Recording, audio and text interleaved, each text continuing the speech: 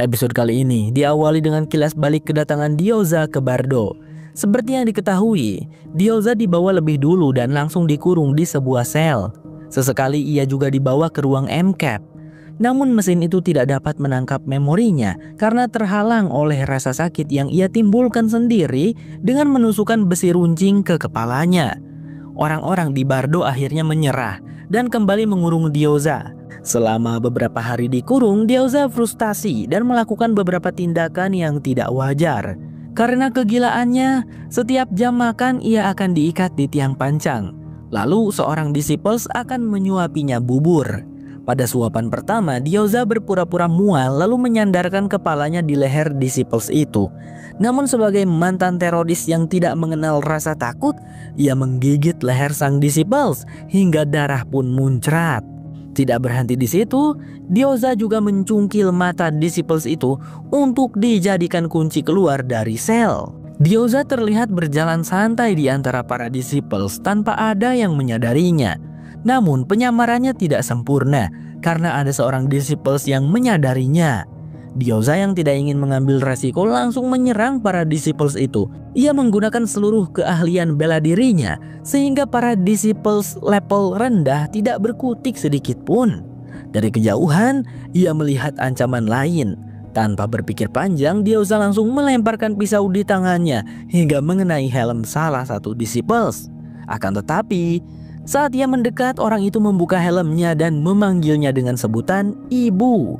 Diyoza pun langsung berhenti dan ternyata orang itu adalah Hope yang untungnya tidak terluka sedikit pun. Diyoza terkejut melihat putrinya yang awalnya masih kecil kini tiba-tiba menjadi seorang wanita dewasa. Tetapi saat menatap matanya, Diyoza langsung memeluk putri semata wayangnya itu.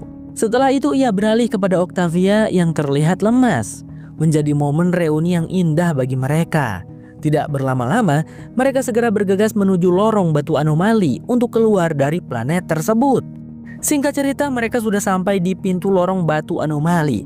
Namun suasana yang terlalu sepi membuat mereka curiga bahwa para disciples telah menunggu di dalam. Saat itu Levitt muncul. Karena telah membantu Octavia, ia dihukum dan dimutasi menjadi petugas kebersihan. Tetapi ia tidak menyesalinya dan tetap membantu Octavia lagi. Kali ini ia mengatakan bahwa di dalam ruangan itu terdapat selusin disciples yang rela mati demi memastikan mereka tetap berada di sana. Levitt menyarankan agar mereka pergi ke suatu tempat yang tidak akan didatangi para disciples karena terlalu berbahaya. Bagi mereka hal itu lebih baik daripada terus disiksa di tempat itu. Atas saran Levitt, mereka pun pergi. Singkat cerita, mereka sampai di depan pintu pertanian oksigen. Dari pintu itu keluar seorang pria tua yang tampak baru saja selesai memanen sayuran. Eko lalu bertanya bagaimana cara mereka bisa sampai ke pertanian oksigen. Pria tua itu menjawab bahwa mereka tidak bisa pergi ke sana tanpa alat bantu pernapasan. Karena jika nekat mereka akan meninggal sama seperti orang asli Bardo. Octavia kemudian berkata, "Aku percaya pada Levitt, dia tidak mungkin berkhianat." Namun tiba-tiba Eko membunuh pria tua tersebut. Ternyata alasannya karena Octavia tidak sengaja menyebut nama Levitt, yang kemudian bisa membuat Levitt berada dalam bahaya, atau akibatnya mereka bisa kehilangan orang dalam. Di sisi lain, Gabriel mulai curiga pada Levitt. Ia berpikir mungkin saja Levitt tidak benar-benar membantu mereka kali ini dan justru menjerumuskan mereka ke dalam jebakan. Mereka pun saling berselisih, sementara pasukan disiple semakin mendekat ke arah mereka. Karena tidak ingin mengambil resiko, Gabriel mengenakan helmnya dan membuat teman-temannya pingsan. Setelah itu ia menyerah dan dirinya pun dibuat pingsan. Di Sanctum, suasana masih kacau. Indra merasa pusing karena terus-menerus dihadapkan pada orang-orang yang mendesaknya. Kali ini bahkan masalah baru muncul. Seorang prajurit melaporkan bahwa gudang persenjataan mereka telah dibobol. Tidak diketahui siapa pelakunya, tetapi dapat dipastikan sesuatu yang buruk akan terjadi. Pada saat yang sama, Shaidheda kembali berulah. Ia mulai mendekati Wonkru untuk membujuk mereka agar berpihak kepadanya. Indra khawatir jika Wonkru mengetahui bahwa Russell sebenarnya adalah Shaidheda. Sebagian dari mereka akan mengikutinya. Indra kemudian berbicara empat mata dengan Shaidheda. Namun tidak ada penyelesaian dari pembicaraan itu. Justru Shaidheda yang licik mengetahui kelemahan Indra. Indra pun keluar dengan penuh amarah. Setelah itu Indra meminta bantuan Murphy untuk mencari tahu dalang di balik pencurian senjata. Orang pertama yang mereka curigai adalah Nikki karena peristiwa yang menimpa Hutch. Kemungkinannya cukup besar jika Nikki ingin membalaskan dendam. Mereka pun menemuinya. Namun seperti hukum alam, di dunia ini tidak ada pencuri yang mengaku.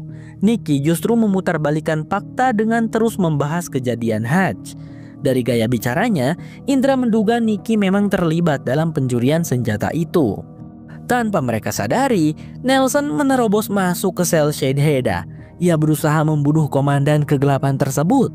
Tetapi, kemampuan bela diri Shadeheada lebih unggul. Bahkan saat tangannya terluka, Shadeheada masih mampu mengalahkan Nelson. Di sana Shadeheada mengungkapkan jati dirinya kepada Nelson bahwa sebenarnya ia bukanlah Russell. Russell sudah mati, aku mengambil tubuhnya untuk hidup, ucapnya. Nelson pun bingung, tetapi tetap penasaran dengan jati diri Shadeheada. Mereka kemudian berbicara berdua, dan Nelson justru terbujuk oleh bujukan Shadeheada untuk bersekongkol dengan para Eligius IV. Shadeheada mengatakan bahwa jika ingin keadilan, seseorang harus memiliki kekuasaan, dan dengan beraliansi, ia akan menjadi lebih kuat hingga dendamnya dapat terbalaskan. Di sisi lain, Maddie sedang menggambar, namun gambarnya tampak familiar, mirip dengan batu anomali. Padahal, Maddie belum pernah melihat batu itu. Menurutnya, gambar batu tersebut tiba-tiba terlintas di dalam kepalanya, seperti sebuah mimpi yang pernah ia alami. Seorang pemuda sebaya datang dan bertanya. Pemuda itu ternyata berasal dari kalangan COG, ia bernama Luka. Tak lama kemudian, seorang anak dari kalangan warga Sanctum menyapa mereka dan mengajak bermain bola. Untuk pertama kalinya, Maddie memiliki teman sebaya dan tidak ikut terbebani oleh urusan orang dewasa. Namun itu hanya sementara, karena Indra menghampirinya. Ia menceritakan semua kerusuhan yang terjadi di Sanctum, lalu kembali membebankan tanggung jawab seorang komandan di benak Maddie. Maddie sangat ingin menolak. Ia sempat menoleh ke arah anak-anak kecil yang sedang asyik bermain. Ia pun ingin merasakan hal yang sama. Tetapi, sebagai orang yang ditakdirkan menjadi komandan, Maddie tidak dapat menolak permintaan Indra. Singkat cerita, Maddie pun sudah bersiap dan One Crew telah berkumpul. Tetapi sebelum Maddie diangkat kembali menjadi komandan, Jackson, Murphy, dan Emory keburu datang. Mereka berusaha menyelamatkan Maddie yang ketakutan. Meskipun Indra mengancam, Murphy tidak mundur sedikit pun. Pertengkaran mereka justru membuat Maddie semakin gugup hingga akhirnya ia pergi dari sana. Emory dan Murphy kemudian bertanya kepada Indra mengenai masalah apa yang sedang ia hadapi sampai tega membuat Maddie kembali menjadi komandan. Indra menjelaskan bahwa Shadeheada telah kembali dan mereka membutuhkan Maddie untuk menjadi komandan. Namun, Emory dan Murphy justru menyemangati Indra untuk menjadi pemimpin One Crew. Ayolah Indra, kami memang tidak berada di bunker, tetapi kami cukup pintar untuk tahu siapa yang menjaga ketentraman di bunker. Meskipun Octavia yang menjadi simbolnya, itu adalah kau Indra, dan kami yakin kau akan menjadi pemimpin yang hebat, ucap Murphy. Dengan keteguhan hati, Indra pun membuang simbol komandan dan menghampiri One Crew yang sudah berkumpul. Indra langsung berkata, "Sekarang sudah tidak ada komandan lagi, tetapi ingatlah bahwa aku yang memimpin," tegas Indra. Seorang pria dari klan Sanggeda Crew bernama Knight langsung mengolok-oloknya dengan mengatakan bahwa Indra adalah pembohong dan pengkhianat. "Untuk apa kita harus mengakuinya sebagai pemimpin?" katanya. Lalu Indra pun menantang pemuda itu untuk berduel 1 lawan 1.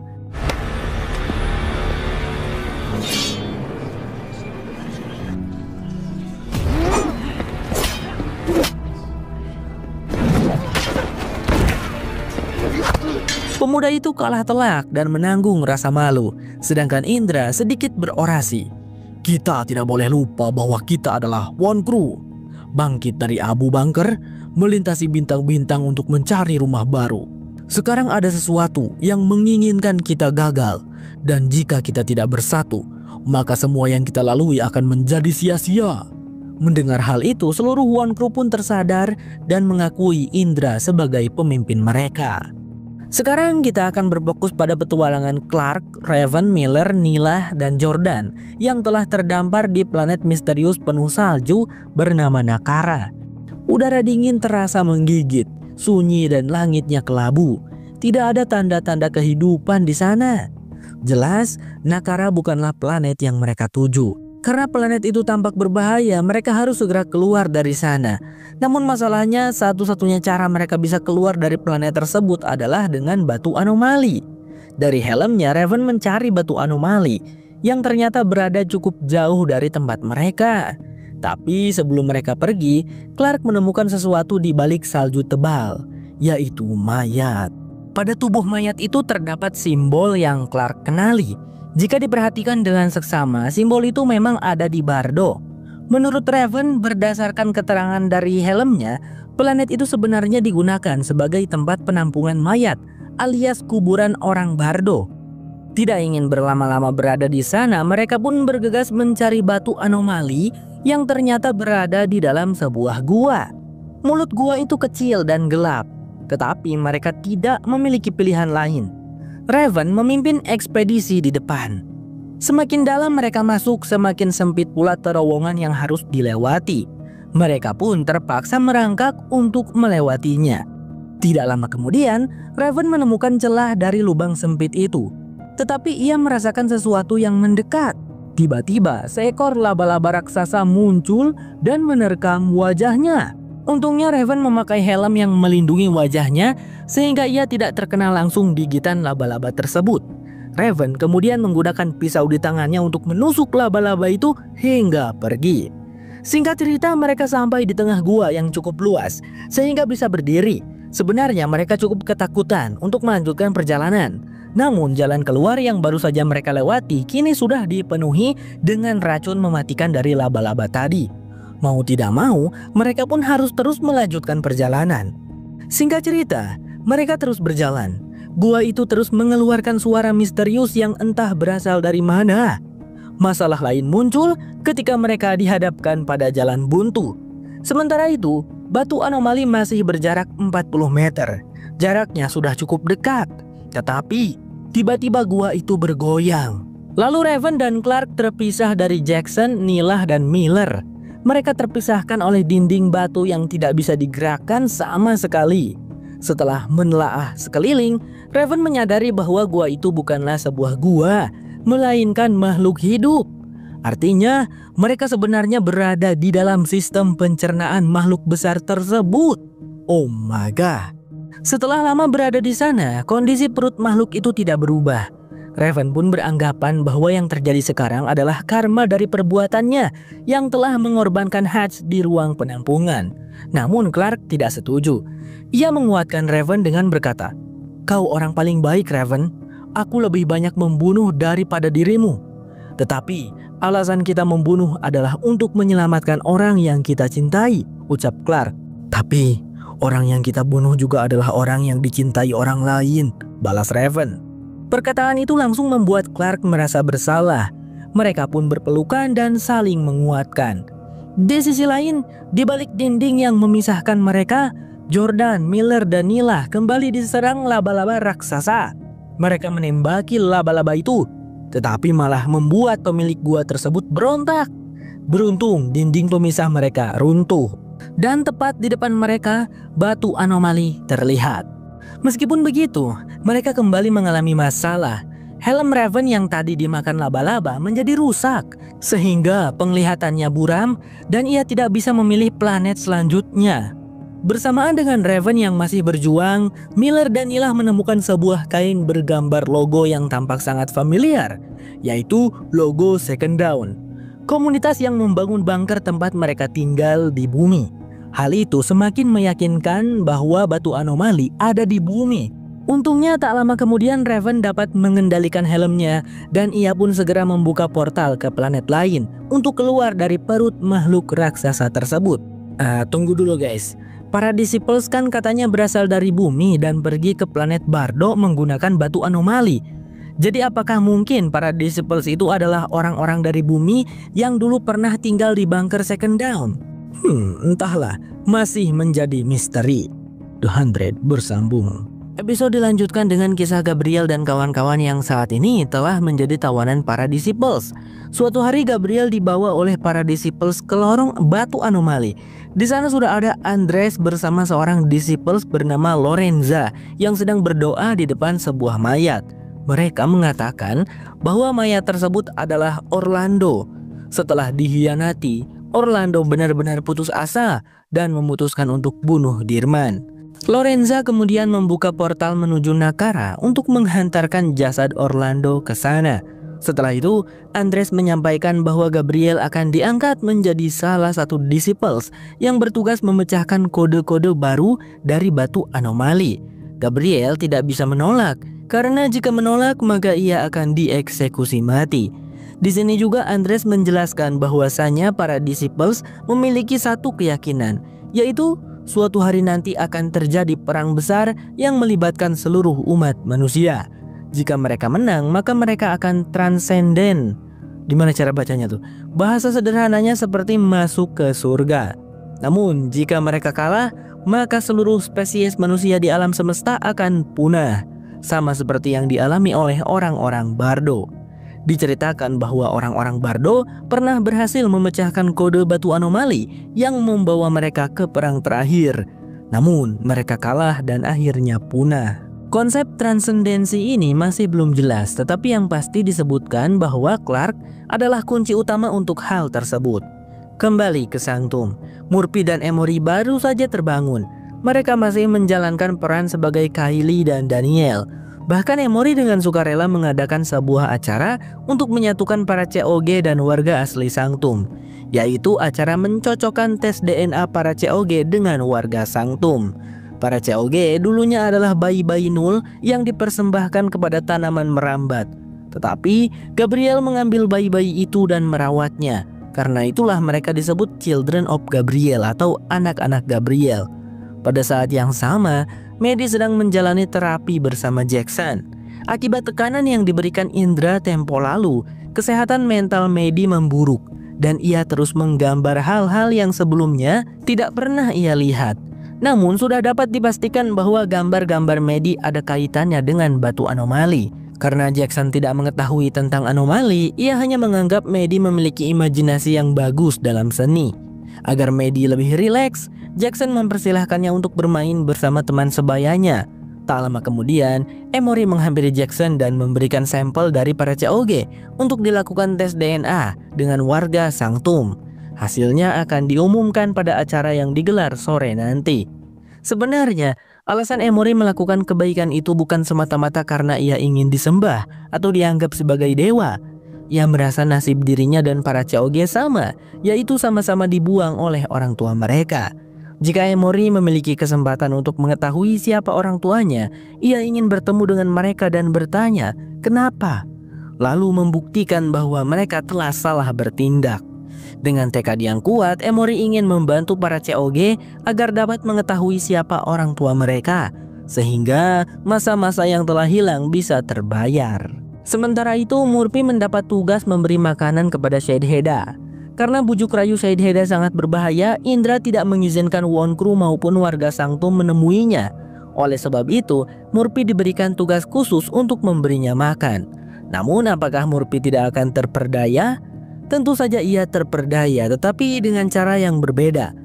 Murphy masuk ke ruangan Shadeheada dengan membawa sepotong kue dan segelas minuman. Tanpa ia ketahui, di dalam kue tersebut terselip sebuah surat kecil yang sengaja dimasukkan oleh warga Sanctum untuk memberikan informasi terbaru dari luar sel. Untuk menghilangkan jejak catatan kecil itu, Shadeheada pun tanpa ragu memakannya. Saat Murphy hendak pergi, Shadeheada mengajaknya bermain catur dengan ancaman jika dia menolak, sesuatu yang buruk akan menimpa Emory. Murphy pun setuju bermain dengan syarat Shadeheada memberitahukan rencananya.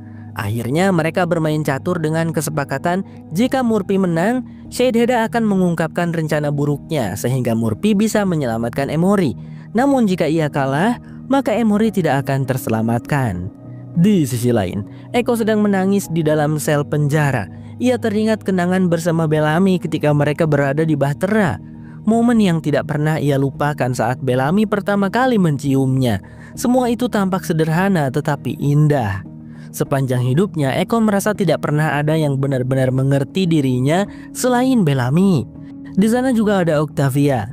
Meskipun terdapat banyak sel di Bardo, para disciples justru menempatkan mereka dalam satu ruangan. Mungkin ada motif lain yang direncanakan para disciples untuk mereka. Melihat Eko yang menangis, Octavia pun mendekatinya dan berusaha menenangkannya. Kedua perempuan itu sama-sama terpukul oleh ketiadaan Bellamy. Dua perempuan yang sangat dekat dengannya dan sama-sama begitu bergantung pada Bellamy. Bagaimana mungkin mereka bisa menerima kematian Bellamy dengan begitu cepat? Octavia sangat memahami apa yang dirasakan Eko. Dulu, ketika ia menyaksikan kematian Lincoln dengan mata kepalanya sendiri, Octavia sangat terpukul. Dan perasaan itu tidak pernah sembuh sampai ia berhasil membalaskan dendamnya.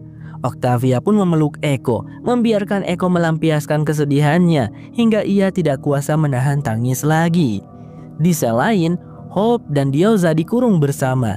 Hope tidak sabar ingin keluar dari sana dan berusaha memikirkan berbagai cara untuk melarikan diri.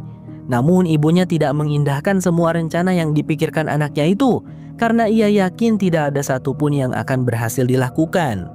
Hal tersebut membuat ibu dan anak itu justru terlibat cekcok. Dalam perdebatan itu, Hope tidak sengaja berkata, "Ibu hanya kesal karena aku berubah menjadi pembunuh sepertimu."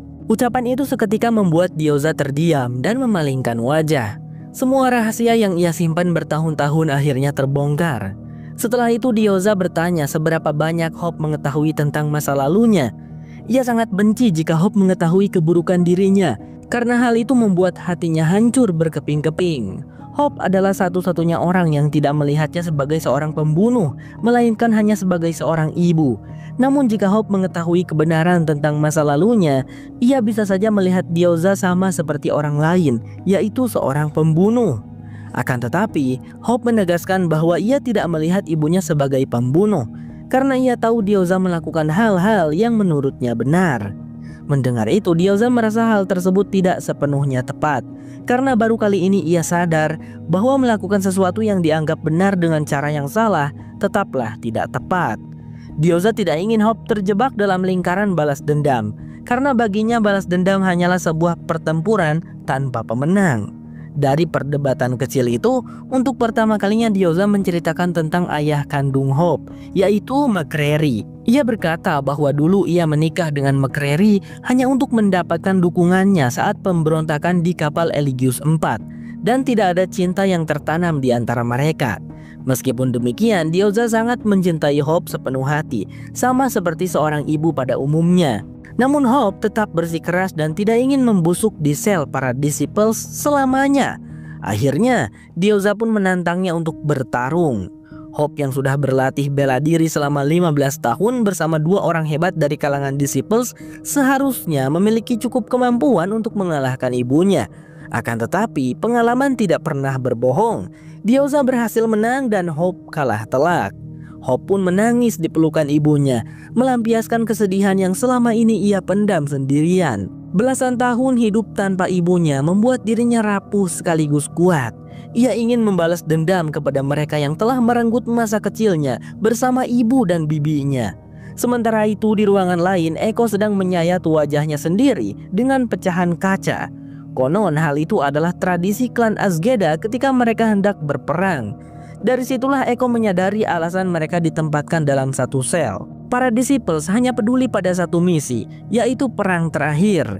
Melihat ketangguhan Eko, Octavia, Diyoza, dan Hope, mereka ingin merekrut keempat wanita tangguh itu untuk menjadi disciples dan berperang bersama. Eko kemudian menggedor pintu dan menyatakan bahwa ia siap untuk berperang. Seketika pintu terbuka dan Andres muncul. Lalu ia berkata, "Latihan akan dilakukan besok." Kembali ke Sanctum, Nelson dan Nikki sedang berbincang di sebuah kedai. Seperti yang sudah diketahui, Nelson berniat bergabung dengan Nikki untuk membalaskan dendam. Nikki ingin membalas kematian Hutch, sedangkan Nelson sebenarnya tidak puas dengan keadaan yang ada. Selama ini para COG memiliki satu tujuan, yaitu membunuh para Primes. Namun semua Prime sudah mati, bukan di tangan mereka, sehingga mereka merasa tidak puas. Karena itu, Nelson mempertimbangkan untuk bergabung dengan Nikki dengan mengincar Emory dan Murphy sebagai Primes terakhir. Padahal ia tahu bahwa sejak awal keduanya bukanlah Primes. Tak lama kemudian Emory datang tanpa mengetahui rencana Nelson dan Nikki. Dengan berani ia mengganggu percakapan mereka sehingga Nikki memilih untuk pergi. Setelah Nikki pergi, Emory langsung mengungkapkan maksud kedatangannya, yaitu untuk membantu Nelson bertemu kembali dengan orang tuanya. Namun Nelson bersikap acuh dan berkata, "Aku tidak peduli jika mereka terbakar sekalipun." Meskipun begitu, Emory tidak menyerah. Ia mengambil gelas yang digunakan Nelson untuk mendapatkan sidik jarinya. Pada saat yang sama, Murphy dan Sheidheda masih bermain catur. Hingga saat itu belum terlihat tanda-tanda Murphy akan menang. Namun Sheidheda tampak lama berpikir setiap kali hendak melangkah, seolah ia memang sengaja mengulur waktu. Singkat cerita, upacara persatuan yang diselenggarakan Emory pun dimulai. Beberapa COG berhasil bertemu kembali dengan orang tua kandung mereka. Akan tetapi Emory merasa gelisah karena Murphy belum juga datang.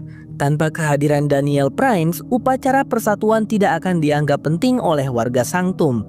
Karena itu Emory sangat membutuhkan kehadiran Murphy. Sementara itu Murphy masih berada di dalam sel bersama Sheidheda bermain catur. Pada suatu momen, langkah Sheidheda secara tidak sengaja membuat Murphy terkena skakmat. Tapi tiba-tiba Sheidheda mengurungkan niatnya. Hal itu membuat Murphy menyadari bahwa rencana Sheidheda adalah menahannya di sana agar ia tidak menghadiri acara persatuan dan membiarkan Emory kesulitan karena tidak ada restu dari Daniel Prime. Murphy hendak berdiri, tetapi justru Sheidheda yang kemudian terkena skakmat. Dengan posisi bidak di papan, hanya satu langkah saja yang bisa membuat pembuluh darah di leher Sheidheda seolah tertekan. Ibaratkan jika ia adalah pion hidup, maka ia akan kalah telak. Di istana, Nelson baru saja tiba dan langsung bertemu dengan kedua orang tuanya. Ibunya sangat bahagia bertemu dengannya, bahkan segera memeluk Nelson sambil menyebut bahwa nama aslinya adalah Sachin, nama yang dahulu diberikan oleh orang tuanya. Setelah itu Nelson menghampiri ayahnya. Ia cukup gugup dan berusaha memeluk ayah kandungnya. Namun sang ayah tidak cukup terbuka. Ia justru menganggap pengorbanan anaknya dahulu sebagai tindakan yang benar demi mengikuti perintah para Primes. Ayahnya berkata, "Kamu adalah aib." Lalu mencekik Nelson. Tidak punya pilihan lain, Nelson akhirnya menusuk ayahnya. Tepat di hari pertama ia kembali bertemu dengannya. Hari persatuan pun berubah menjadi pertumpahan darah ketika Nikki dan anak buahnya datang membawa senjata. Semua orang yang hadir di sana disandra, termasuk Emory. Suara tembakan yang dilepaskan Nikki terdengar hingga ke dalam sel Sheidheda. Mendengar keributan itu, Sheidheda pun mempersilahkan Murphy untuk keluar. Kembali ke Bardo, saat ini Gabriel sudah resmi menjadi bagian dari para Disciples. Ia bahkan mengenakan jubah yang sama dengan para petinggi Disciples. Di lorong batu anomali, mereka sedang berusaha memecahkan kode-kode baru dari batu tersebut. Namun tiba-tiba portal batu itu terbuka. Ada yang datang dari Nakara, dan tentu saja mereka adalah Clark dan kawan-kawan. Gabriel pun segera menyambut mereka, lalu mengatakan bahwa teman-temannya aman di Bardo, kecuali Bellamy yang sudah meninggal. Mendengar kabar itu, Clark, Raven, Nila, dan Miller sama terpukulnya dengan Octavia dan Echo. Bellamy memang sosok yang istimewa. Ia selalu bersikap dewasa dan selalu menempatkan kepentingan orang lain di atas dirinya sendiri. Tidak heran jika semua teman-temannya begitu hancur ketika mendengar kabar bahwa Bellamy telah meninggal. Berita tentang kedatangan Clark yang dianggap sebagai kunci utama membuat Andre segera membangunkan atasannya, yaitu sang Shepard, pemimpin tertinggi para Disciples. Selama ini Shepard ternyata tertidur di dalam tabung kriogenik yang membuatnya tetap awet muda. Dalam bahasa Indonesia, Shepard berarti sang gembala. Julukan ini menggambarkan peran Shepard sebagai pemimpin spiritual yang membimbing dan merawat para pengikutnya, layaknya gembala yang membimbing domba-dombanya mencari makan. The Hundred bersambung.